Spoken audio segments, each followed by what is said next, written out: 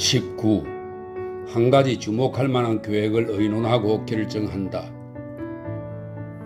싸늘하고 습하고 바람 부는 밤이었다.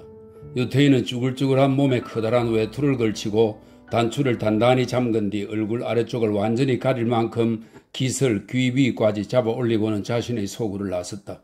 그는 등 뒤로 문에 그르셔가 채워지고 쇠사슬 고리까지 걸리는 동안 계단에 잠시 멈춰 서 있었다. 그리고는 소년들이 모든 걸 확실하게 잠글 때까지 귀를 기울이며 듣다가 그들이 안으로 물러가는 발걸음 소리가 더 이상 들리지 않자 마침내 살그머니 길을 따라 최대한 빠른 걸음으로 걷기 시작했다. 올리브가 납치된 집은 화이트 채플 근처에 있었다.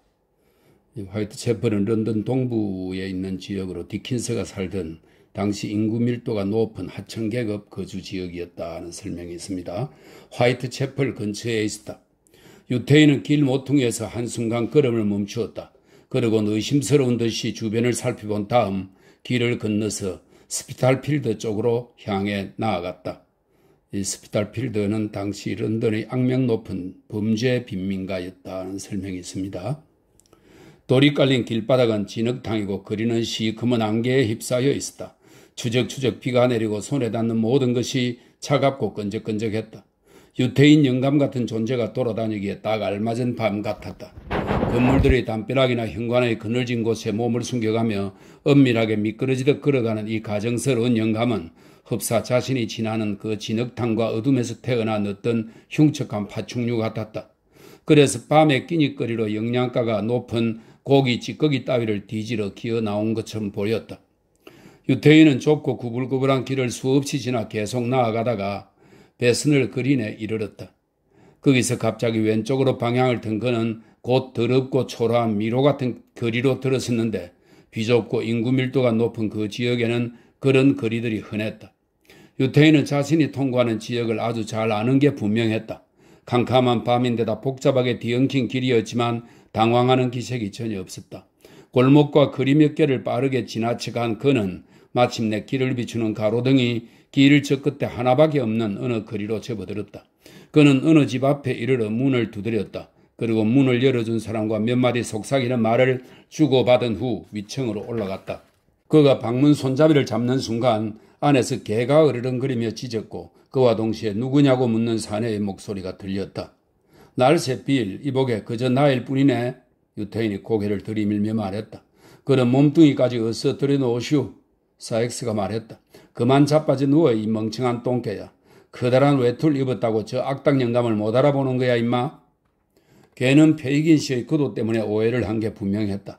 왜냐면 유태인이 단추를 풀고 의자 등받이에 외투를 벗어던지자 꼬리를 흔들어대며 원래 앉았던 방구석으로 되돌아감으로써 자신의 천성에 합당한 만큼 상황이 충분히 만족스럽다는 뜻을 표시했던 것이다. 그래 어떻소? 사익스가 말했다. 뭐 괜찮네 이보게. 유태인이 대답했다. 오 낸시. 나중에 인사말을 하는 유태인의 약간 어색한 어조에는 상대방의 인사를 받아줄까 하는 의심이 살짝 깃들어 있었다. 이 젊은 아가씨가 올리브를 위해 페이긴에게 떼든 이후로 두 사람은 아직 만난 적이 없었기 때문이다. 하지만 이 문제에 관한 모든 의심은 그게 얼마만큼이든지 간에 젊은 아가씨의 행동에 의해 즉각 사라졌다. 그녀는 벽난로 망에서 발을 떼거나 앉아있던 의자를 뒤로 밀치더니 페이긴에게 의자를 당겨 앉으라고 권하며 정말로 추운 밤이라고만 했을 뿐 그 문제에 관해 아무 말도 하지 않았던 것이다. 그래 정말 춥구나 낸시야. 유태인이 비쩍 마른 두 손을 불에 녹이면서 말했다. 추위가 온몸을 꿰뚫는 것 같구나. 영감은 옆구리를 썰며 덧붙였다. 영감의 심장을 뚫고 지나갈 정도라면 정말 날카로운 추위인 게 틀림없지. 사익스 씨가 말했다. 낸시, 영감한테 마실 것 좀 갖다 줘. 이런 젠장, 빨리 좀 못 움직여. 송장 뼈다귀 같은 저 훌쭉한 영감태기가 무덤에서 방금 나온 쭈그른 귀신마냥 저렇게 달달 떠니 그냥 보기만 해도 병이 날 지경이야. 낸시는 재빨리 찬장에서 술병 하나를 가져왔다. 찬장에는 병이 많았는데 그 다양한 모양으로 보아 술의 종류가 여러 가지인 것 같았다. 사익스는 브랜디를 한 잔 따라주며 유태인한테 어서 들이켜라고 재촉했다. 이 정도면 충분하네. 아주 고맙네 빌. 유태인은 술잔을 그냥 입술에 대기만 하고 내려놓으며 대답했다. 뭐야? 우리가 당신을 속일까봐 겁내는 거요? 사익스가 유태인을 노려보며 물었다. 나원 참. 사익스 씨는 경멸에 찬 불만의 소리를 거칠게 내뱉으며 술잔을 획 잡아 채더니 그 내용물을 난로의 체에다 뿌려버렸다. 이것은 자신을 위해 다시 한 잔 채우기 위한 예비 조치였던 바 그는 즉시 잔을 채웠다. 유태인은 동료가 두 번째 잔을 입에 털어넣을 때 방안을 흘끗 둘러보았다. 전에 자주 와본 곳이었으므로 호기심 때문은 아니었고 매사에 불안해하고 의심스러워하는 습관에서 비롯된 행동이었다. 보잘것없게 가구를 갖춰놓은 방이었다. 옷장의 내용물만 제외하면 어느 무로보나 평범한 노동자가 거주하는 방이 틀림없다고 여길 만한 곳으로 구석에 세우는 두세 개의 묵직한 몽둥이와 벽난로 선반 위에 걸린 호신용 단장 말고는 눈에 띄는 의심스러운 물건들도 없었다. 자, 사익스가 입맛을 다시며 말했다. 난 준비됐소. 사업 이야기 말인가? 유태인이 물었다. 그렇소. 사익스가 대답했다. 그러니 할 말이 뭔지 해보시오. 처시에 있는 그 집에 관해서 말인가? 유태인이 의자를 앞으로 당기며 아주 낮은 목소리로 말했다. 그렇소. 그게 어떻다는 거요? 사익스가 물었다. 허허, 이보게. 내가 무슨 말을 하려는지 다 알면서 왜 이러나? 유태인이 말했다. 낸시, 이 친구 내가 무슨 말을 하려는지 다 알면서 이러는 거지, 그렇지? 아니요, 난 모르요. 사익스가 비웃으며 말했다. 아니면 알려고 하지도 않겠소.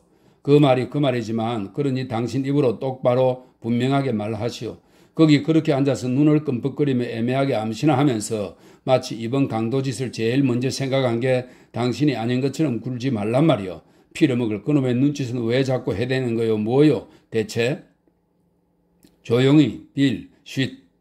화를 터뜨리며 마구 내뱉는 비를 막으려고 애썼지만 아무런 효과가 없자 유태인이 결국 말했다. 누가 듣겠네, 이 사람아. 누가 듣겠어?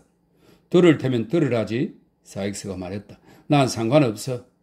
그러나 사실 사익스는 상관없지 않았다. 그래서 다시 생각해보고는 이내 목소리를 낮추고 조용해졌다. 자, 유태인이 달래듯이 말했다. 그저 조심하느라고 그런 거네. 다른 건 없네. 자, 이보게. 처시의 거짓말이야. 언제 할 건가, 빌, 응? 언제 할 거냐고. 기막힌 엉그릇들이라네. 이보게, 기막힌 엉그릇. 유태인은 두 손을 비벼대고 황홀한 기대감으로 두 눈썹을 축혀 세우며 말했다. 할 생각이 전혀 없소. 사익스가 냉정하게 대답했다. 할 생각이 전혀 없다고? 유태인이 의자 깊숙이 등을 기대며 반복해 말했다. 그렇소. 전혀 없소. 사익스가 대꾸했다. 최소한 우리가 기대했던 미리 내통에 사는 터리는 불가능하오? 그렇다면 그동안 일을 제대로 추진하지 않은 거잖아. 유태인이 화가 나서 창백해진 얼굴로 말했다. 그따위 소리는 하지마. 듣기도 싫어. 싫어도 들으시오. 사익스가 쏘아붙였다. 피려먹을.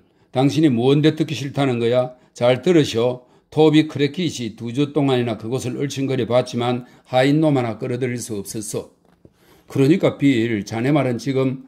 사익스가 발끈하자 유태인이 태도를 누그러뜨리며 말했다. 그 집에 있는 두 녀석 중 한 놈도 끌어들이지 못했다 이건가? 그렇소. 바로 그 말이요. 사익스가 대답했다. 주인 노파가 그놈들을 20년이나 때리고 있었기 때문에 500파운드를 준다고 해도 우리와 내통하지 않을 놈들이라는 거요. 하지만 이보게. 그러니까 자네 말은 지금. 유태인이 항의하듯 말했다. 하녀 하나도 끌어들일 수 없다는 겐가? 그렇소. 조금도 가능성이 없어. 사익스가 대답했다. 그 수완 좋은 토비 크래킷이 못하다니. 유태인이 믿기지 않는다는 듯이 말했다. 여자란 다 뻔하잖아, 빌. 아니요. 수완 좋은 토비 크래킷조차도 실패했어. 사익스가 대답했다. 그의 말에 의하면 가짜 구레나룻에 카나리아빛 노랑 조끼를 입고 2주 동안 꼬박 그곳을 열심히 얼쩡거렸어도 전혀 소용이 없었다고 했어. 코스튬에 장교바지 차림을 시도해보지 그랬나 이보게? 유태인이 말했다. 그것도 다 해봤어. 사익스가 대답했다. 하지만 다른 꿰임수나 똑같이 아무 소용이 없었어.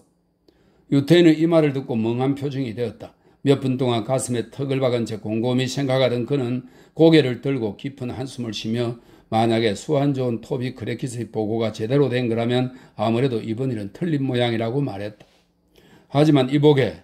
영감은 두 손을 무릎에 떨구면서 말했다. 우리가 마음 먹고 준비해온 일인데 그렇게 많은 걸 그냥 놓치다니 참 슬픈 일이네. 동감이요. 사익스가 말했다. 재수 온 붙었는지 원. 긴 침묵이 이어졌다. 그동안 유태인은 주름진 얼굴을 그야말로 사악한 악마 같은 표정으로 일그러뜨린 채 생각에 잠겨 있었고 사익스는 그런 그를 이따금 훔쳐보곤 했다. 낸시는 사익스의 비위를 자극할까봐 겁이 나는지 오가는 이야기를 전혀 못 들은 것처럼 난로불에 시선을 고정시킨 채 가만히 앉아있었다. 페이긴, 사익스가 방 안을 지배하던 정적을 깨뜨리며 갑자기 말했다. 만약 내통 없이 그냥 침입해 안전하게 일을 해치운다면 50기인을 추가로 더 낼 수 있어? 그럼 낼 수 있지.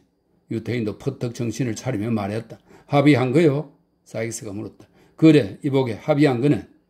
유태인이 사익스의 손을 잡으며 응답했다. 사익스의 질문이 불러일으킨 흥분 때문에 두 눈은 반짝거렸고 얼굴의 모든 근육이 실룩거렸다. 그렇다면 사익스가 약간 경멸하는 태도로 유태인의 손을 밀쳐내며 말했다. 당신이 원하는 대로 즉시 일을 해치우겠소. 도비와 난 그저께 밤에 정원 담장을 넘어 들어가서 출입문과 덧문의 판자 두께를 살펴봤소.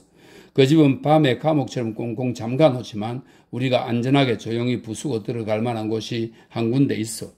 그게 어딘데 빌? 유태인이 조르듯이 물었다. 그러니까 말이오. 사익스가 속삭였다. 정원 잔디밭을 건너면. 그래, 건너면? 유태인은 그렇게 말하며 머리를 앞으로 숙였는데 두 눈이 머리통에서 거의 튀어나올 지경이었다. 사익스가 갑자기 이야기를 거치며 크게 외쳤다. 낸시가 머리를 거의 움직이지 않은 채 시선만 갑자기 돌려 한순간 유태인의 얼굴을 가리켰던 것이다. 그게 어딘지는 알 것 없소. 당신이 나 없인 이 일을 못한다는 걸 잘 알지. 하지만 당신과 거래할 땐 안전하게 구는 게 상책이야. 좋을 대로 하게나 이보게. 좋을 대로. 유태인이 대답했다. 뭐 도움이 필요하진 않은가? 자네와 토비면 되겠나? 필요 없소. 사익스가 말했다. 그저 탈에 송곳하고 꼬마 아이 하나만 있으면 돼요. 송곳은 우리 둘 다 있으니 꼬마나 하나 구해다 주시오. 꼬마라. 유태인이 큰 소리로 말했다. 그렇담 쪽창을 이용하는 거군. 응? 어떻게 하든 상관 마시오. 사익스가 대답했다. 그저 꼬마나 구해오시오. 덩치가 큰 놈은 안 돼요. 젠장. 사익스는 생각에 잠기며 말했다. 굴뚝청소부 네드의 그 꼬맹이 아들놈이면 딱 좋은데 네드는 일부러 그 애를 못 자라게 만들어서 건당 얼마씩 받고 빌려줬지.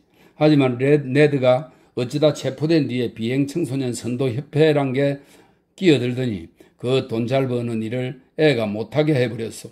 그리고 글을 읽고 쓰는 법을 가르쳐서는 얼마 후 도제로 들어가게 된 거요. 게다가 그들의 그런 형태는 계속되고 있어. 사익스 씨는 자신이 당한 손해를 생각하고 분노가 치밀어 말했다. 그들의 그런 형태가 계속하고 있단 말이요. 그들이 자금만 충분하다면 1, 2년 안에 우리 업계에는 일할 애가 5명도 남지 않을 거요. 그래, 그럴 거야. 유태인이 무덤덤하게 동조하며 말했다.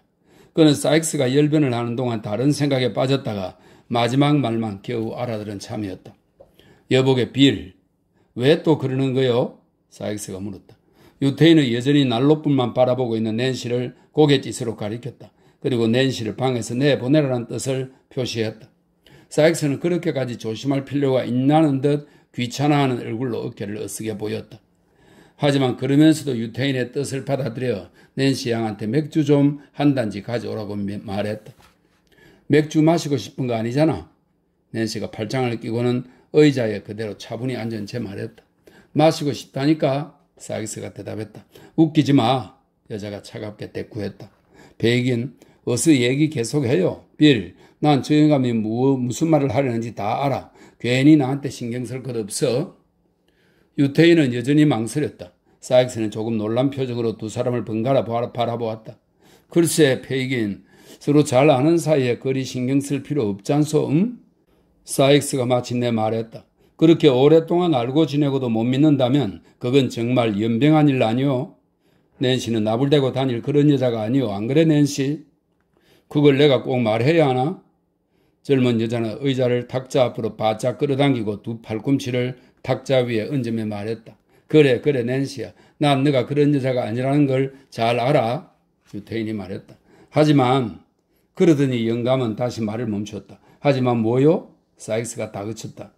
난 그저 낸시가 혹시 기분이 언짢은 상태는 아닌가 해서 그랬을 뿐이네. 이보게, 저번 날 밤처럼 말이야.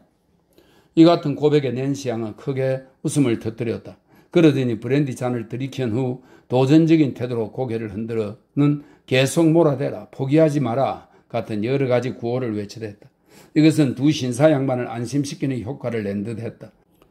왜냐하면 유대인은 만족스러운 태도로 고개를 끄덕인 뒤 자리에 다시 앉았고 사익스 역시 그랬던 것이다. 자, 페이긴, 낸시가 소리내어 웃으며 말했다. 어서 빌한테 말해요. 올리브에 관해 말이에요. 허허, 낸시야, 넌 참 영리하기도 하구나. 난 너처럼 예리한 아가씨 본 적이 없다. 유태인은 낸시의 목덜미를 토닥이며 말했다. 그래, 내가 말하려던 게 올리브에 관한 것이 맞다. 정말로 말이다. 하하하.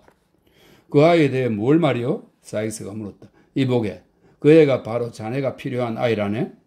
유태인이 손가락을 코 옆에 갖다 대고 소름 끼치는 미소를 지으며 쉰 목소리로 말했다. 그 애가? 사익스가 소리쳤다. 그래, 빌, 그 애를 데려가는 거야. 낸시가 말했다. 내가 당신이라면 그렇게 하겠어. 그 애는 다른 애들만큼 일에 그렇게 능숙하진 않겠지만 당신이 필요한 건 그런 게 아니잖아. 그저 당신을 위해 문을 열어주는 것 뿐이잖아. 염려 마, 빌. 그 애를 써도 안전할 거야. 나도 그렇게 생각하네. 베이긴이 맞장구를 쳤다. 그 애는 지난 몇 주 동안 훈련을 잘 받은 데다 이제 밥벌이를 시작할 때가 되기도 했네. 더구나 다른 애들은 다 덩치가 너무 크잖나? 글쎄, 몸집이 딱 내가 바라는 크기이긴 하지. 사익스 씨가 생각에 잠기며 말했다. 그리고 빌, 자네가 원하는 건 뭐든 다 할 걸세? 유태인이 끼어들며 말했다. 안 할 수가 없을 거네. 협박만 충분히 하면 말일세? 협박을 한다? 사익스가 되풀이해 말했다. 잘 들으시오. 내 협박은 결코 가짜가 아닐 거요. 만약 일에 착수한 뒤 그 녀석한테 조금이라도 수상한 기미가 보이면 가차 없이 끝장내버리겠소. 그 녀석이 살아있는 꼴을 다신 못 보게 될 거라 이거요. 베이긴, 그 애를 보내기 전에 그 점 잘 생각하시오. 내 말 명심하시오. 강도는 이렇게 말하며 침대 밑에서 꺼낸 쇠 지뢰를 꽉 쥐고 자세를 취해보았다. 나도 다 생각해 보았네. 유태인이 힘있게 말했다. 이보게들 나 말이네. 그동안 그 애를 잘 보살폈다네. 자세히, 아주 자세히 말이야.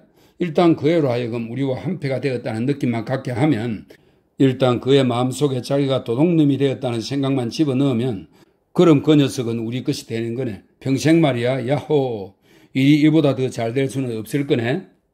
영감은 너무나 기쁜 나머지 두 팔을 가슴 위에 교차시키고 머리와 어깨를 한 덩어리가 되도록 끌어당겨 말 그대로 자기 몸을 꼭 껴안았다. 우리 것이 된다고 사익스가 말했다. 당신께 된다는 말이겠지. 뭐 그렇다고 할 수도 있지. 유대인이 한 차례 날카롭게 낄낄대더니 말했다. 그래, 자네가 원한다면 그렇다고 해두게 빌. 그런데 무엇 때문이요? 사익스는 흔쾌히 시인하는 동료를 잔뜩 찌푸린 얼굴로 사납게 노려보며 말했다. 무엇 때문에 영감은 얼굴 창백한 그까지 꼬맹이 한 놈을 위해 그렇게 공을 들이는 거요? 코벤트 가든 야채 시장에 가면 매일 밤 할 일 없이 졸고 있는 꼬맹이들이 50명이나 널려 있어. 그중에 아무나 골라 잡으면 되는데 말이요. 왜냐하면 이보게 그놈들은 나한테 아주 쓸모가 없기 때문이네. 유대인이 약간 당황한 기색으로 대답했다. 데려다 쓸만한 가치가 없다 이 말이네. 그놈들은 일이 잘못되어 걸려들기라도 하면 얼굴 생김새만으로 즉시 죄인이란 판결을 받는단 말이네. 그럼 난 놈들을 아주 잃어버리고 말지. 하지만 이에 말이네. 이보게들 잘 다루기만 하면 그런 놈은 20명 갖고도 못하는 일을 할 수 있다네. 게다가 말이네. 유태인은 침착한 태도를 되찾으며 말했다. 이 아이는 이제 또다시 도망치기만 하면 우리를 끝장낼 수 있는 아이네. 따라서 반드시 우리와 한 배를 타도록 만들어야만 해. 그걸 어떻게 하는지는 상관없네. 그저 이 아이가 강도질에 가담했다는 사실만 있으면 애를 올가매는 데 충분하네. 내가 원하는 건 그뿐이네. 더구나 어리고 불쌍한 꼬마를 처치해버려야 하는 것보다는 이게 훨씬 더 선량한 방법 아닌가? 애를 없애는 건 위험한 데다 그만큼 손해보는 셈이기도 하고 말이야. 언제 감행할 거야? 낸시가 사익스 씨 쪽에서 터져나온 거친 욕설을 중단시키며 물었다. 인정 있는 것처럼 가장한 페이긴의 말에 사익스 씨가 난폭하게 소리치며 강한 혐오감을 드러내었던 것이다. 그래, 정말이지. 유태인이 말했다. 언제 할 건가 빌? 토비와 약정한 게 모레밤이요. 사익스는 퉁명스러운 목소리로 대꾸했다. 나한테서 다른 말이 없으면 토비는 그렇게 준비할 거요. 잘 됐군. 유태인이 말했다. 달도 안 뜨는 때이고. 그렇소. 사익스가 대답했다. 작물을 운반하는 문제도 다 정해놓았겠지, 응? 유태인이 물었다. 사익스가 그렇다고 고개를 끄덕였다. 그리고 또, 그참, 다 정해놓았다니까? 사익스가 말을 끊으며 대답했다. 구체적인 것은 신경 쓰지 마시오. 당신은 내일 밤 애 나이리 데려오시오. 동트고 1시간 뒤 런던을 빠져나갈 예정이요. 그러니 당신은 입 닥치고 물건 녹일 도관이나 잘 준비해 두고 있어. 당신이 할 일은 그게 전부요. 세 사람 모두 적극적으로 참여한 의논이 얼마 동안 벌어진 끝에 다음 날 저녁 어두워질 무렵 낸시가 유태인의 집에 가서 올리버를 데려오기로 결정했다. 이는 페이긴이 교활하게 말한 대로 혹시 올리버가 이 일을 하기 싫어하는 마음을 드러낸다 하더라도 최근에 그토록 자신을 위해 나선 적이 있는 낸시라면 다른 누구보다 기꺼이 따라 나설 것이기 때문이었다. 그 자리에서 엄숙하게 정한 또 다른 사항은 계획 중인 원정을 위해 불쌍한 올리브에 대한 보호와 관리를 윌리엄 사익스 씨에게 전적으로 위임한다는 것이었다. 아울러 상기한 사익스는 자신이 적절하다고 판단한 대로 올리브를 다루며 올리브한테 일어날 수 있는 불행이나 재난에 대해 그리고 필요에 따라 그에게 가할 수도 있는 징벌 행위에 대해 유태인에게 하등의 책임을 지지 않기로 결정했다.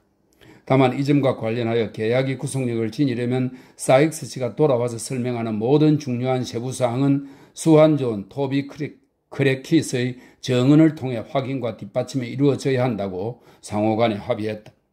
이런 예비사항들을 조율한 뒤 사익스 씨는 맹렬한 속도로 브랜디를 마시기 시작했고 쇠지레를 놀라운 방식으로 휘둘러 대는 것과 동시에 전혀 음악적이지 않은 노래 구절들을 쌍스러운 욕설을 뒤섞어가며 마구 외쳐댔다. 마침내 그는 직업적인 열광에 사로잡혀서 자신의 집털이용 도구 상자를 보여주겠다고 주장하기에 이르렀는데 비틀비틀 상자를 찾아낸 그는 안에 들어있는 다양한 도구들의 특징과 속성, 독특하고 아름다운 구조 등을 설명할 목적으로 뚜껑을 열었으나 그 즉시 상자 너머 바닥으로 푹 꼬꾸라지더니 그대로 잠이 들어버렸다. 잘 자거라 낸시야.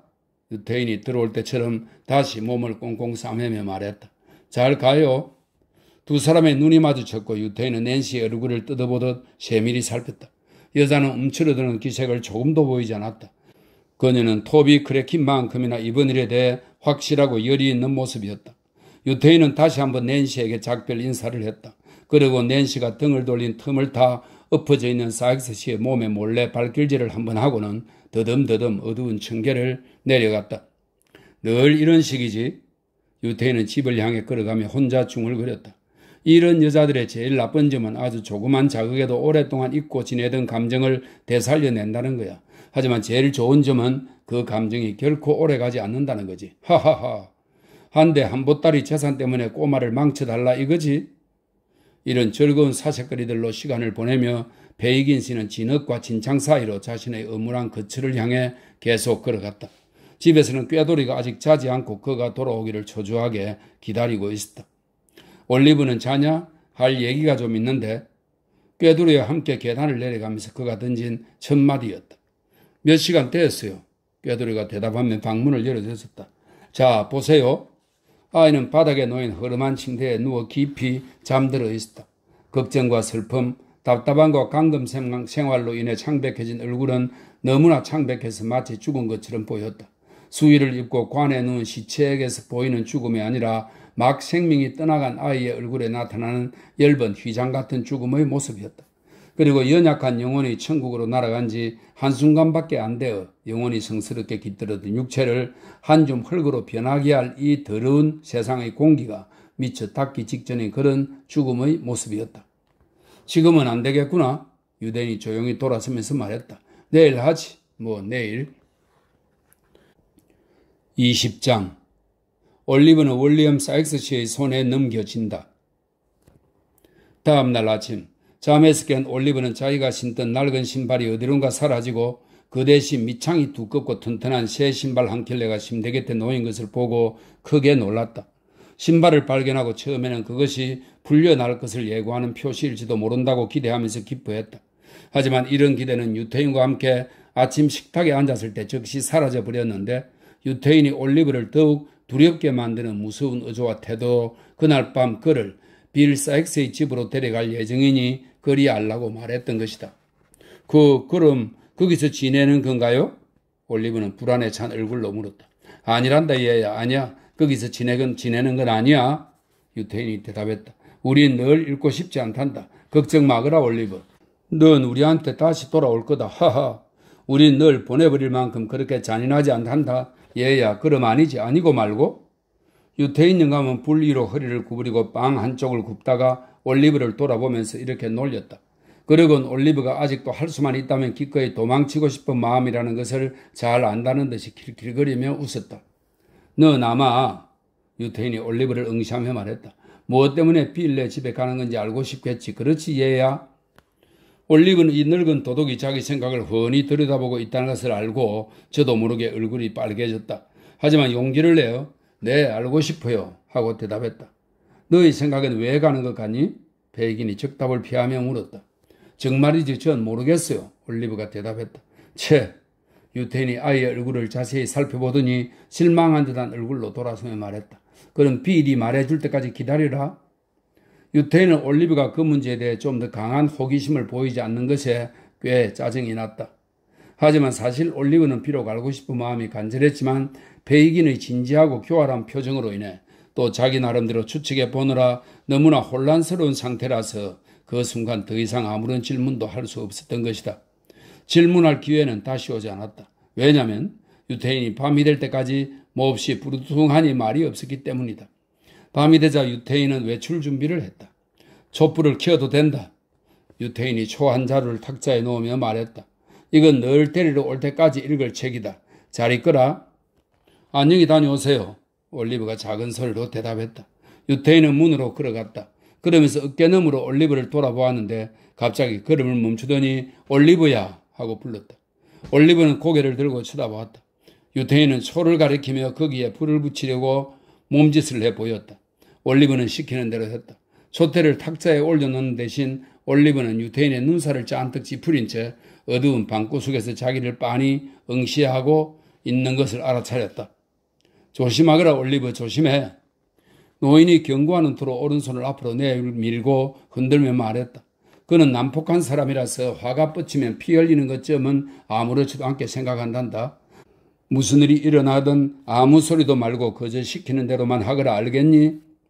노인은 마지막으로 강하게 힘주어 말한 뒤 점차 얼굴 표정을 풀고는 소름 끼치는 미소를 씩 지었다. 그러더니 고개를 끄덕거려 보인 다음 방에서 나갔다. 노인이 사라지자 올리브는 속으로 턱을 괴고 떨리는 가슴으로 방금 들은 노인의 말을 깊이 생각해 보았다. 유태인의 경고에 대해 생각하면 할수록 더욱더 혼란해져서 그 말의 진정한 의미와 뜻을 파악할 수 없었다. 자신을 특별히 사익스에게 보냄으로써 이루려고 하는 나쁜 목적이 뭔지 생각해낼 수 없었다. 그 어떤 목적도 자신을 베이긴과 함께 그대로 있게 해도 똑같이 잘 달성할 수 있을 것이었다. 오랫동안 숙고 끝에 내린 결론은 이 집털이 강도가 그의 목적에 더 적합한 다른 아이를 고용할 수 있을 때까지 올리브 자신이 그 강도를 위해 이런저런 하찮은 잡일을 수행하도록 뽑혔다는 것이다. 올리브는 고생스러운 삶에 너무나 익숙해진 데다 또 지금 있는 곳에서 그동안 너무나 많은 어려움은 겪었기 때문에 이런 변화의 가능성을 그다지 심하게 슬퍼하지 않았다. 그는 몇 분 동안 생각에 잠겨 앉아 있었다. 그러다가 깊은 한숨을 내쉬고는 타버린 촛불 심지를 잘라내어 불빛을 밝게 한 뒤 유태인이 두고 간 책을 집어들고 읽기 시작했다. 그는 책장을 넘겼다. 처음에는 별 관심 없이 넘겼지만 흥미를 끄는 구절을 발견하고는 곧 깊이 빠져들었다. 악명 높은 범죄자들의 생애와 재판을 기록한 책이었는데 책장은 여러 사람의 손때가 묻어 더러웠다. 이 책에서 그는 피를 얼어붙게 하는 끔찍한 범죄들과 한적한 길가에서 은밀하게 벌어진 살인사건들, 사람들 눈에 띄지 않게 깊은 웅덩이나 우물에다 숨겨둔 시체 등에 대해 읽었다. 이 시체들은 아무리 깊은 구덩이와 우물에 숨겨도 그대로 묻히지 않고 여러 해에 대해 마침내 위로 솟아올라 모습을 드러냈으며 이를 본 살인자들은 극심한 발광을 일으키고 공포에 빠져서는 죄를 자백한 뒤 어서 빨리 교수대에 목을 매달아 자신들의 고통을 끝내달라고 외쳐대었다.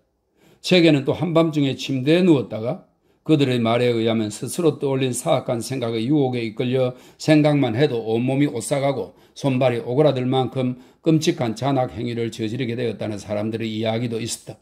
이 무시무시한 묘사들은 너무나도 사실적이고 생생하여 누렇게 바랜 책장마다 시뻘건 핏덩이로 물든 듯하고 그 위에 쓰인 글자들은 마치 죽은 자들의 홀령이 올리브의 귀에 웅얼웅얼 속삭이는 공허한 하소연 같았다.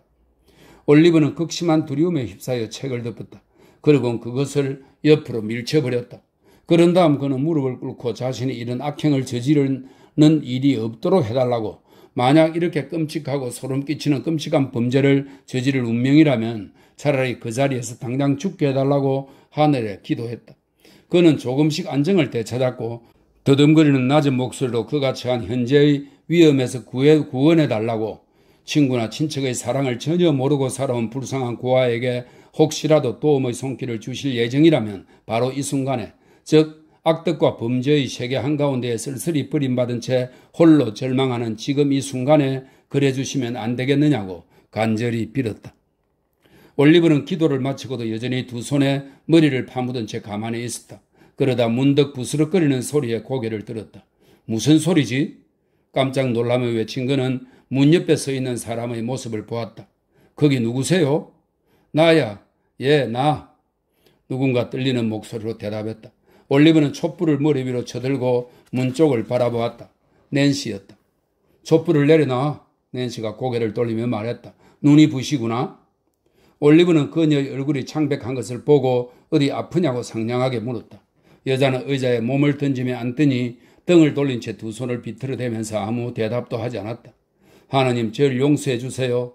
잠시 후 그녀는 외쳤다. 아, 이런 건 정말 생각지도 못했어. 무슨 일이에요? 올리브가 물었다. 제가 도와드릴 일이라도 있나요? 도울 수 있으면 도와드릴게요. 정말요? 낸시는 몸을 이리저리 흔들어대더니 목을 움켜쥐고는 꿀럭꿀럭 숨막히는 소리를 내며 헐떡거렸다. 낸시! 올리브가 소리쳤다. 무슨 일이에요? 여자는 두 손으로 무릎을 치며 두 발로 바닥을 쾅쾅 굴렀다.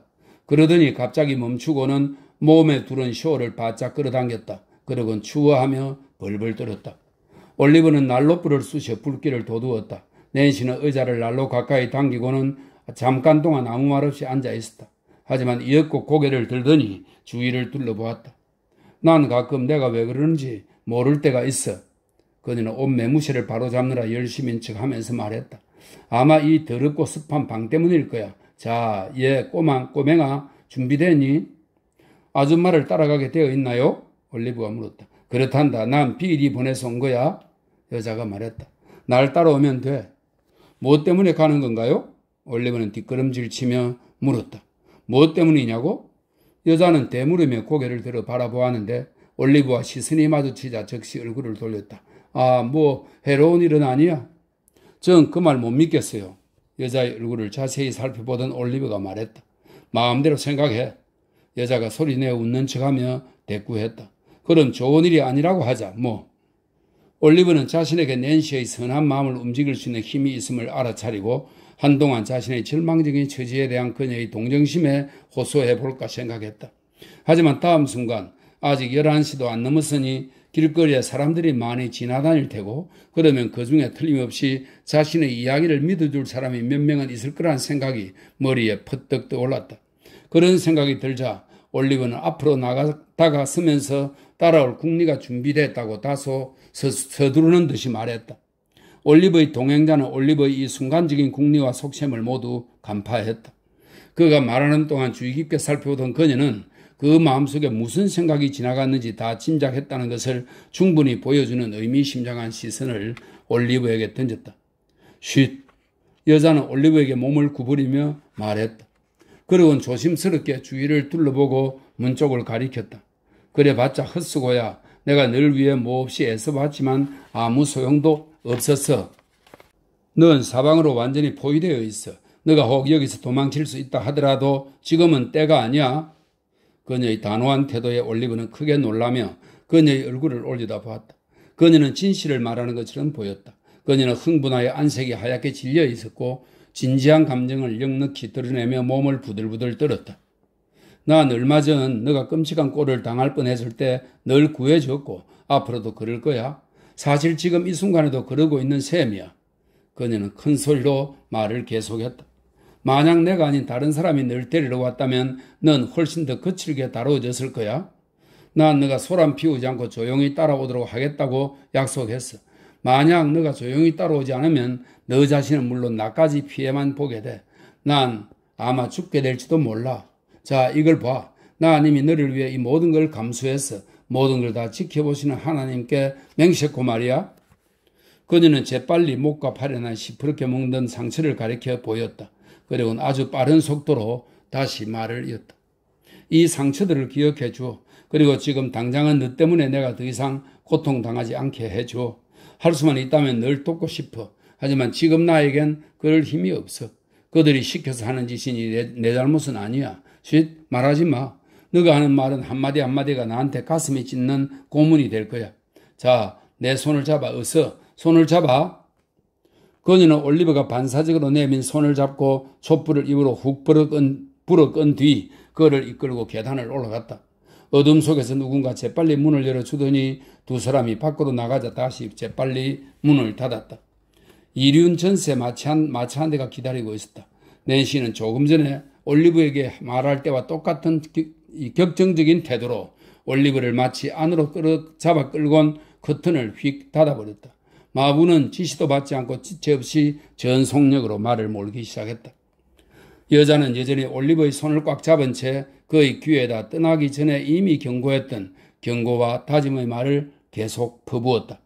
모든 게 너무나 빠르고 급하게 진행되어서 전날 저녁 유태인의 발길이 향했던 집 앞에 마차가 멈췄을 때 올리브는 자기가 어디에 있는지 또 어떻게 그 자리에 있게 되었는지 생각해 볼 겨를조차 없었다. 아주 짧은 한순간 올리브는 텅 빈 거리 쪽으로 급히 시선을 던졌다. 도와달라고 외치는 소리가 그의 입술까지 올라와 있었다. 하지만 고뇌에 찬 어조로 그의 귀에다 자기 사정을 생각해달라고 간청하는 여자의 목소리가 너무나 간절하여 차마 소리 지를 용기가 나지 않았다. 망설이는 사이에 기회는 사라졌다. 그는 이미 집안에 들어섰고 문은 닫혀버렸다. 이쪽으로. 여자는 그제야 비로소 잡았던 손을 놓으며 말했다. 빌. 사익스가 촛불을 들고 계단 꼭대기에 나타나며 대답했다. 그래, 일을 똑바로 했나 보군. 자, 어서 올라와. 이것은 아주 강한 칭찬의 표현으로 사익스 같은 기질의 사람한테서는 좀처럼 듣기 어려운 진심 어린 환영 인사였다.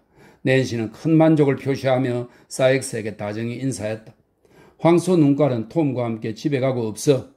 사익스가 두 사람에게 불을 비춰주며 말했다. 녀석은 있어봤자 방해만 될 거거든. 그래, 맞아. 낸시가 맞장구를 쳤다. 그래, 애를 잘 데리고 왔다 이거지? 다 함께 방에 이르렀을 때 사익스가 말했다. 그러면서 문이 닫혔다. 여기 이렇게. 낸시가 대답했다. 따라오면서 소란 피우지는 않았고? 사익스가 물었다. 양처럼 순했어. 낸시가 대답했다. 그렇다니 다행이군. 사익스가 말했다. 안 그랬으면 이 꼬마 녀석은 내 손에 작살나서 송장신세가 되고 말았을걸. 자, 이리 나와. 꼬맹아, 다시 확실히 알아두는 게 좋을 주의사항을 가르쳐 줄 테니 잘 들으라. 사익스 씨는 이렇게 자신의 새 제자에게 말을 건네면서 올리버의 모자를 벗겨 구석에다 던졌다. 그리고는 올리버의 어깨를 잡고 탁자 옆에 앉아 그를 자기 앞에 세웠다. 자, 먼저 너 이게 뭔지 아느냐? 사익스가 탁자에 놓여있던 소형 권총을 집어들면서 물었다. 올리브는 안다고 대답했다. 좋아, 그럼 여길 봐라. 사익스가 말을 계속했다. 이건 화약이고 저기 저건 총알이다. 그리고 이건 낡은 모자 조각인데 총알을 장전할 때 쓰는 거다. 올리브는 사익스가 언급한 각각의 물건들이 무언지 이해했다고 중얼거리듯 말했다. 그러자 사익스는 아주 정밀하고 신중하게 권총에 총알을 장전하기 시작했다. 자, 이제 장전이 됐다. 사익스가 동작을 마치고 말했다. 네, 봤어요, 아저씨. 올리브가 대답했다. 좋아. 강도는 올리브의 손목을 꽉 잡고는 총구를 그의 관자놀이에 바짝 끓이대며 말했다. 그 순간 아이는 깜짝 놀라 움찔하고 말았다. 나랑 같이 밖에 나갔을 때 내가 말을 걸 때 외에 너가 한마디라도 말을 하면 그 즉시 이 장전한 총알이 너의 머리통에 박힐 거다. 그러니 혹시라도 내 허락 없이 말을 하기로 마음먹는다면 기도부터 먼저 올려라. 경고의 대상인 올리브를 향해 험악한 표정을 한번 지어 보임으로써 협박의 효과를 높인 뒤 사익스 씨는 다시 말을 이었다. 내가 아는 한 네 놈을 진짜 해치워버린다 해도 특별히 널 찾거나 안부를 물을 사람은 세상에 아무도 없어. 그러니 내가 이렇게 별 필요도 없이 빌어먹을 놈의 수고를 하며 상황을 설명해 주는 것은 다 널 위해서야. 알아들어? 당신이 말하는 요점은 그러니까 이거지. 낸시가 사익스의 심각한 의도를 자기 말에 반영하기라도 하려는 듯 올리브를 향해 인상을 살짝 찌푸리고 강하게 힘주어 말했다. 당신이 이번에 하는 일에 이 애가 만약 방해를 놓는다면 나중에 입을 열지 못하도록 애 머리에 총을 쏴서 죽여버리겠다는 거지. 그 때문에 목 매달릴 위험을 감수하고서도 말이야. 평생 수많은 다른 일거리를 처리하며 그랬듯이 그래 그거야. 사익스가 잘했다고 칭찬하듯이 말했다. 여자들은 언제나 몇 마디로 상황을 아주 간단하게 요약할 줄 안단 말이야. 물론 화를 터뜨릴 땐 한없이 주절되지만 자, 이 녀석이 확실히 잘 알아들었을 테니 이제 저녁 요기를 하고 출발하기 전에 눈이나 좀 붙이자고. 이 요청에 따라 낸시는 서둘러 식탁보를 깔았다. 그러곤 잠시 사라지는가 싶더니 금세 흑맥주 한 단지와 양머리 고기 한 접시를 들고 돌아왔다. 양머리 고기는 사익스로 하여금 몇 가지 유쾌한 재담을 늘어놓게 만들었는데 양머리를 의미하는 그들의 언어가 그가 직업상 즐겨 사용하는 견고한 도구인 쇠지뢰를 지칭하기도 한다는 기묘한 우연의 일치에 근거한 것들이었다. 정말이지 이 훌륭한 강도님께서는 임박한 작업 개시에 대한 기대로 자극을 받았는지 아주 활력이 넘치고 기분도 한껏 좋았다. 그가 익살스러운 태도로 맥주를 단숨에 끝까지 들이켜고 식사하는 내내 욕짓거리를 대강 계산하여 채 80번도 하지 않았다는 사실은 그 역력한 증거라고 하겠다. 식사를 끝낸 후 물론 올리브가 식욕이 별로 없었다는 점은 쉽게 짐작할 수 있을 것이다. 식사 후 사익스 씨는 물탄 독주 2잔을 해치우고 침대에 몸을 던졌다. 그리고 낸시한테 정확히 5시에 깨울 것을 지시하고 만약 지시를 어길지 끔찍한 응징을 당하리라는 저주와 욕설을 퍼부었다. 올리브도 사익스의 명령에 따라 바닥의 매트리스 위에 옷을 입은 채 누웠다.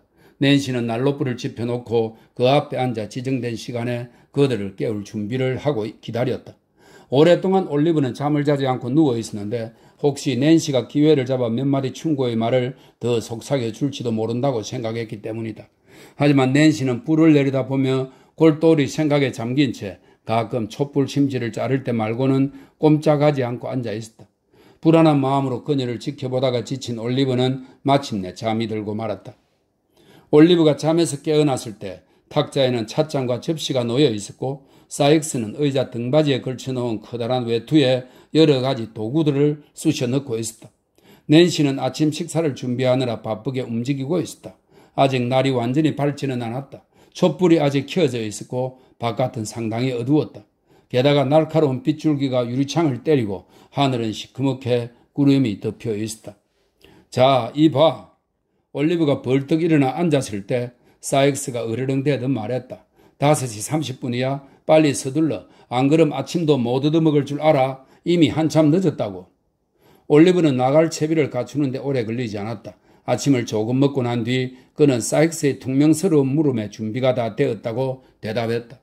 낸시는 올리브를 거의 쳐다보지 않은 채 그에게 목에 두를 손수건을 던져주었고 사익스는 단추를 채워 어깨에 걸치는 커다란 거친 망토를 주었다.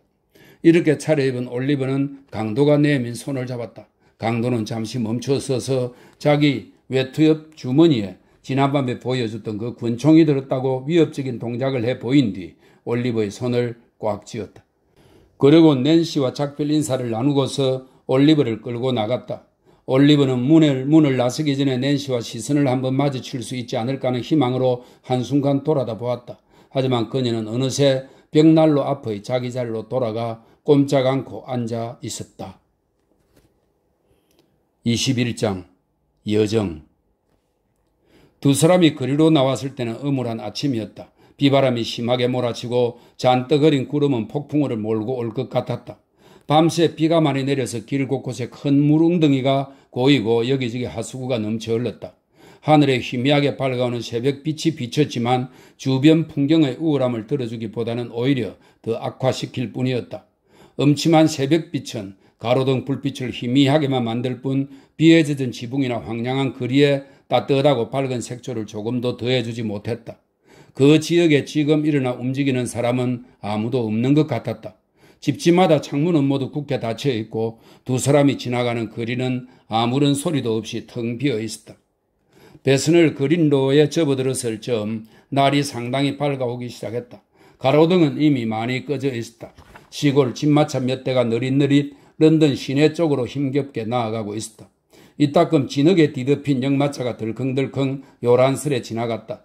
역마차 마부는 지나가며 굶던 집마차꾼에게 경고조로 채찍을 한 차례 휘둘렀는데 집마차가 길의 잘못된 쪽을 차지하는 바람에 역마차 사무실에 4분의 1분이나 늦게 도착하게 생겼다는 것이었다.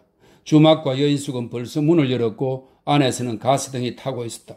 점차 다른 가게들도 문을 열기 시작했고 지나다니는 사람들도 간간히 눈에 띄었다. 그러더니 일터로 가는 노동자들이 띄엄띄엄 무리지어 지나가고 뒤이어 생선 바구니를 머리에 인 남자와 여자들, 채소를 실은 당나귀 수레, 살아있는 가축이나 도살한 가축을 통째로 실은 이륜마차, 우유통을 든 우유 배달부 여자 등 여러 가지 생필품과 물자를 가지고 런던의 동쪽 교회 주거지를 향해 터벅터벅 나아가는 사람들이 줄지어 나타나 군중을 이루었다. 시내 상업중심 지구에 가까워지면서 소음과 교통량이 증가했다. 쇼디치와 스미스필드 사이의 거리를 헤치고 지나갈 때는 아주 요란하고 시끌벅적했다. 거리는 활기를 띨 만큼 뛰었고 다시 밤이 올 때까지 걸을 것이었다. 런던 인구의 절반이 분주한 아침을 맞이한 것이다. 사익스 씨는 선가와 크라운가로 돌아서 내려가다 핀스베리 광장을 건넌 다음 치스벨가를 경유해 바비컨으로 들어섰다.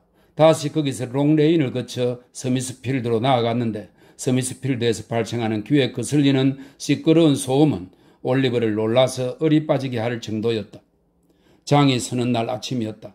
땅은 거의 발목이 빠질 만큼 오물과 진흙탕으로 덮여 있고 김을 뿜는 가축들의 몸에서 끊임없이 피어오르는 짙은 수증기가 굴뚝 꼭대기에 내려앉은 듯한 안개와 뒤섞여 무겁게 드리워 있었다. 넓은 장터 한가운데에 있는 가축 우리들마다 그리고 빈트에 최대한으로 빽빽이 설치한 임시 우리들마다 양들이 가득 차 있었다. 배수로 도랑 옆의 기둥에는 소와 여러 가축들이 묶인 채 서너 줄씩 겹쳐 길게 늘어서 있었다. 시골 농부, 도살꾼, 소무리꾼, 행상인, 사내 애들, 도둑놈들, 건달들, 온갖 종류의 저급한 뜨돌이들이 함께 뒤섞여서 무리를 이루었다. 소몰이꾼들의 휘파람 소리, 개 짖는 소리, 소들이 뒷발질하며 크게 우르대는 소리, 양들이 매 우는 소리, 돼지들이 꿀꿀대거나 꾀꾀거리는 소리, 행상인들이 외쳐대는 소리, 고함 소리, 욕짓거리하는 소리, 사방에서 싸우는 소리, 주막마다 송소리를 울리며 크게 질러대는 목소리, 뒤죽박죽 몰려서 서로 밀치고 몰고 치고 받고 와 외치고 고함 지르는 소리, 장터 구석구석에서 울려 퍼지는 소음의 끔찍한 불협화음, 끊임없이 이리저리 뛰어다니며 군중 속으로 뛰어 들어갔다가 뛰쳐나오는 세수도 면도도 안 한 지저분하고 더러운 형상들, 이 모든 것들이 장터를 사람의 얼을 빼는 아수라장으로 만들어 감각을 완전히 마비시켰다.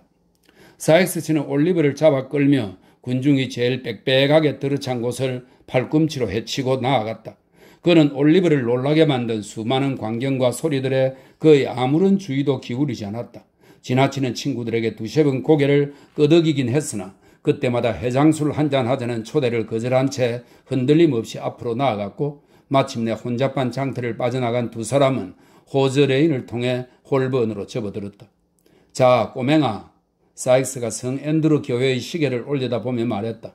벌써 거의 7시다. 좀 빨리 걸어라. 자, 이 느린뱅이 녀석 뒤처지지 말고 어서 걸어. 사익스 씨는 이렇게 말하며 어린 동행자의 손목을 휙 잡아 끌었다.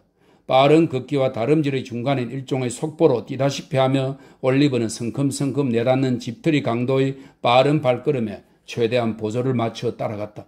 두 사람은 이런 속도로 계속 진행하다가 마침내 하이드파크 모퉁이를 지나서 켄싱턴 쪽을 향해 나아갔다. 여기서 사익스 씨는 저만치 약간 뒤떨어져 오던 빈 집마차가 다가올 때까지 걸음을 좀 늦추었다. 집마차에 하운젤러라고 적힌 것을 본 그는 마부에게 최대한 정중한 태도로 아이슬워스까지 좀 태워줄 수 있느냐고 물었다. 올라타시오. 마부가 말했다. 쟨 당신 아들이요? 그렇소, 아들이요. 사익스는 올리버를 노려보는 동시에 한 손을 권총이 든 호주머니에 슬며시 집어넣으며 대답했다. 아버지가 걷는 게 너한텐 좀 빠르겠구나, 안 그러니, 얘야? 숨이 차서 헐떡이는 올리버를 보고 마부가 물었다. 천만의 말씀.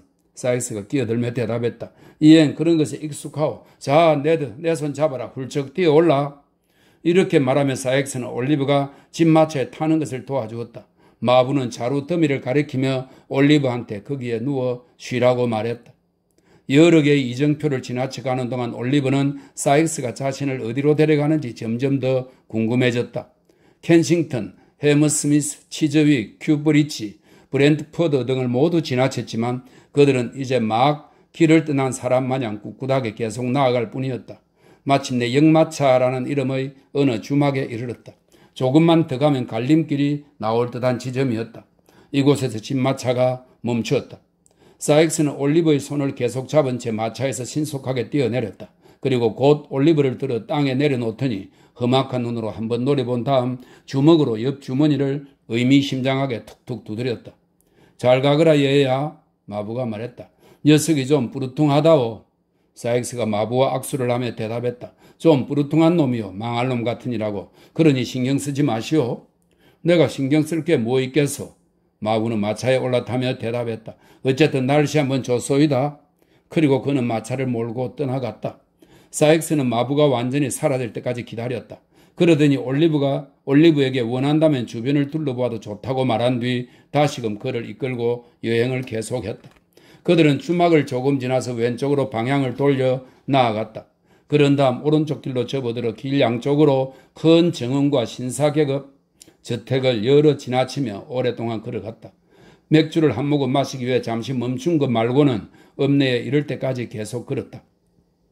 여기서 올리브는 어느 집 담벼락에 상당히 큰 글씨로 햄튼이라고 씌어있는 것을 보았다. 두 사람은 몇 시간 동안 들판을 돌아다니며 시간을 보냈다. 그러다 마침내 읍내로 돌아와서는 간판에 이름이 지어진 낡은 주점에 들어가 부엌 난로가에 자리를 잡고 식사를 주문했다. 부엌은 천장이 낮은 낡은 방이었다. 커다란 대들보가 천장 한가운데를 가로지르고 난로가에는 등받이가 높은 긴 의자들이 놓여 있었다. 자급복 차림의 거칠게 생긴 사내 몇 명이 거기에 앉아서 술을 마시며 담배를 피우고 있었다. 그들은 올리브한테 전혀 관심을 보이지 않았고 사익스에 대해서도 별로 신경을 쓰지 않았다. 사익스 또한 그들에게 거의 주의를 기울이지 않았던지라 사익스와 어린 동행자는 주위 사람들한테 별다른 방해를 받지 않고 단둘이 구석에 앉아 있었다. 두 사람은 차가운 고기 요리 약간을 오찬으로 먹었다.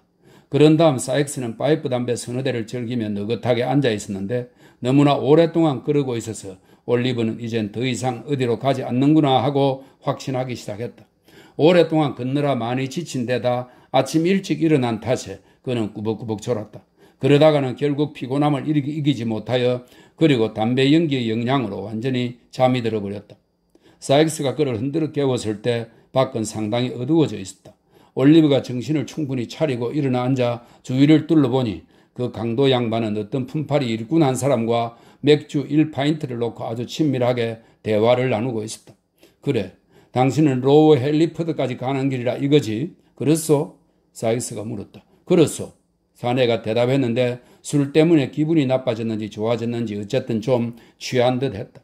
게다가 꽤 빠른 속도로 갈 거요. 집으로 돌아가는 길이라 아침에 올 때처럼 말 뒤에 끌고 가는 짐도 없어. 그러니 말이 가볍게 잘 달릴 거요. 자, 내 말을 위해 건배. 정말이지 아주 훌륭한 말이라오. 우리 애랑 날 거기까지 좀 태우다 줄 수 있겠소? 사익스는 맥주 단지를 새로 사귄 친구 쪽으로 썩 밀면서 물었다. 곧장 그리로 가는 거라면 그럴 수 있어. 사내는 맥주 단지를 너머로 바라보며 말했다. 당신도 헬리포드까지 가는 길이요? 셰프턴까지 가오. 사익스가 대답했다. 좋소. 내가 가는 데까지 태워드리리다. 상대방이 대답했다. 베키, 술값은 다 계산되었냐? 네, 저분이 다 내셨습니다. 여자가 대답했다. 아니, 사내는 얼큰하게 취한 얼굴에 근엄한 표정을 지으며 말했다.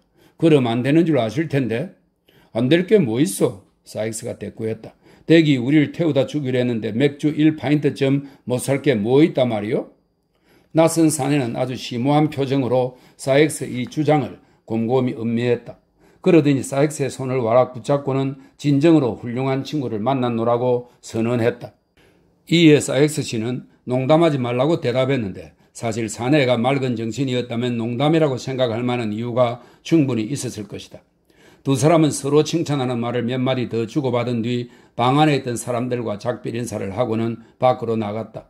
그러는 동안 베키는 맥주 단지와 잔을 모아 양손에 잔뜩 들고 어슬렁거리며 문간으로 나가서는 사익스 일행이 떠나는 것을 바라보았다.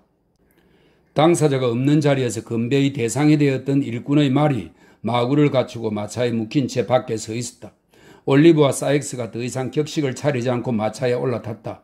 마을 주인 사내는 자기 말을 추어 올리고 또 이 말과 견줄 말이 있으면 어디 한번 데려와 보라고 말구종을 비롯한 온 세상 사람들한테 허세를 부리느라 1, 2분가량 지체하다가 역시 마차에 올랐다.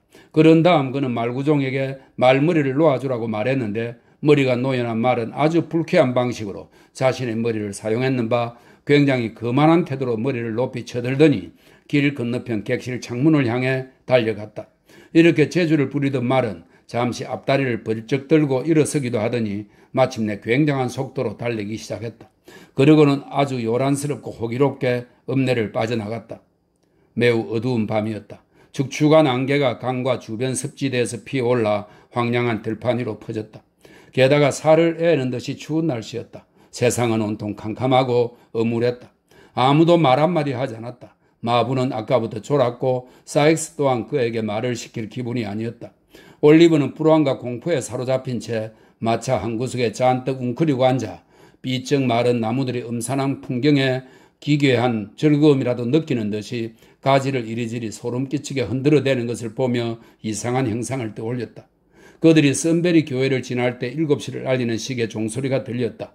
교회 맞은편에 있는 나루터 건물의 창문에서 불빛이 새어 나왔는데 길 건너로 흘러든 불빛은 시커먼 교회 묘지의 무덤을 굽어보는 한 그루의 주목을 더욱 음침한 어둠 속에 잠기게 했다. 멀지 않은 곳에서 흘러떨어지는 물소리가 흐릿하게 들려오고 늙은 주목의 잎사귀들이 밤바람에 부드럽게 살랑거렸다. 마치 죽은 자들의 안식을 위한 조용한 음악 같았다. 썬베리를 지나 다시금 한적한 길로 들어섰다. 4km에서 5km쯤 더 가서 마차가 멈추었다.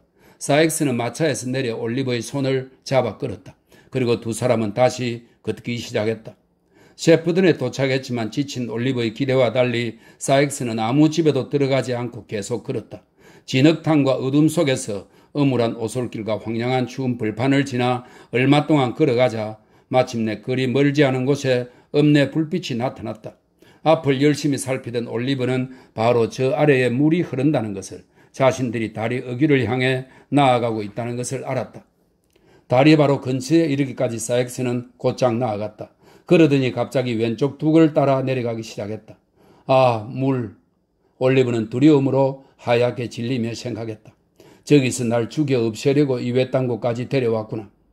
올리브는 자신의 어린 목숨을 지키기 위한 마지막 발버둥이라도 한번 쳐보고자 땅바닥에 몸을 던지려고 했다.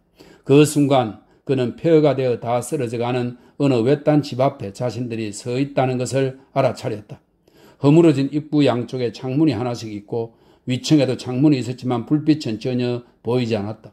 집은 어둡고 여기저기 뜯겨나가 황폐했으며 어느 모로 보나 사람이 사는 것 같지 않았다.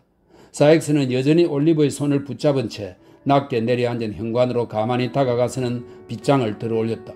문을 밀자 그대로 열렸고 두 사람은 함께 안으로 들어갔다.